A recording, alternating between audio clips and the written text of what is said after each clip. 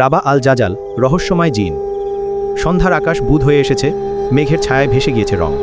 গ্রামের বুকে শিহরণ জাগে, শোনো তো সেই রহস্যময় সঙ্গ। গোপন এক ঘর ছিল পাড়ায়, সেখানে থাকতো কেউ না জানে কারা। চোখে দেখা যায় না তার মুখ, কথা শুনে হতো গ্রামের সবাই ভয়। তখন একদিন এলো ছেলেটা, নাম তার আরিফ, বয়স 15।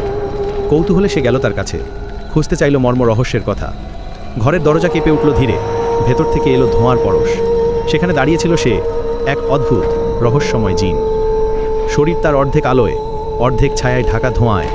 চোখে তার লুকানো হাজার কথা, মুখে হাসি, কিন্তু ভয় লুকানো ছিল যেথায়। বলো, তোমার নাম কি? কেন এসেছো এই গ্রামে রাতের পানে? জিন বলল, আমি হারানো, মনের ভেতর জমে থাকা ব্যথার বানে। আরিফ বলল, তোমার সাহায্য চাই, খুঁজে পেতে চাই আমি মনের শান্তি। জিন বলল, তবে আগে শোনো, আমারও আছে এক ব্যথার কাহিনী। কত বছর আগে এক দূর দেশে এক জিন ছিল তার নিজের স্বপ্নে। ভালোবাসা তার ছিল নিষিদ্ধ, মানুষের সাথে বন্ধুত্ব তার ছিল লাজুক। কিন্তু ঈর্ষার কারণে মানুষ আর জিনের দূরত্ব বেঁধে দিল অবিরাম। ভাগ্যে বাধা দিল এক প্রাচীন মন্ত্র, জীবন তার হয়ে গেল ধূসর ও একাকী অন্ধকার। বলল, আমি খুঁজছি মুক্তির পথ, সেই জাদুর সন্ধান যা আমার বন্ধন ভেঙে দিবে। আরিফ বলল, তাহলে আমরা একসঙ্গে যাই, খুঁজে আসি সেই মুক্তির ঠিকানা। রাত পেরিয়ে তারা হেঁটে গেল, বন পাহাড় নদীর ধার পেরিয়ে। জীবনের গোপন রহস্য খুলে গেল, প্রতিটি পদক্ষেপে ঝরল অজানা আলো।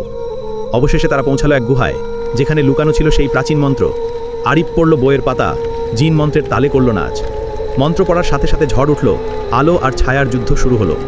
জিন বলল, এখন মুক্তি আমার, তোমার সাহসেই শেষ হলো আমার কষ্টের যাত্রা। সন্ধ্যার আকাশ তখন মেঘমুক্ত, তারা ফিরল গ্রামের দিকে একসঙ্গে। আরিফ জানল, মনের শক্তি বড়, ভয় না পেলে জয় নিশ্চিত হয় সর্বদা। রাতের চাদর তলে গল্প এ গাঁথা, জিনের কাহিনী, মানুষের প্রেরণা। রাবা আল জাজালের ছন্দে শোনা রহস্যময় জিনের সেই বিদায়ী ধ্বনি।